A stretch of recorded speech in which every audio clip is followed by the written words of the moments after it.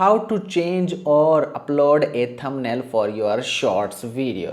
Welcome to how to do it. Today we're gonna let you know. First of all, keep in mind that this option is not presently available in your YouTube Studio app and your YouTube app. Now what you can do, you can do this in your browser. Yes, you are listening right. First of all, in my computer or laptop, I'm going to this browser, but you can do it on mobile phone too, on desktop site.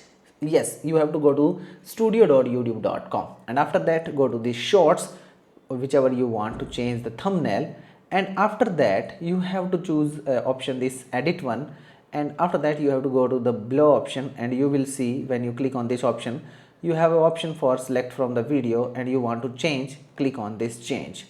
After that, whichever thumbnail you want to add, you have to choose that, and this thumbnail will be added to your YouTube shorts. So that's the way. After saving, you will see that your thumbnail has been updated.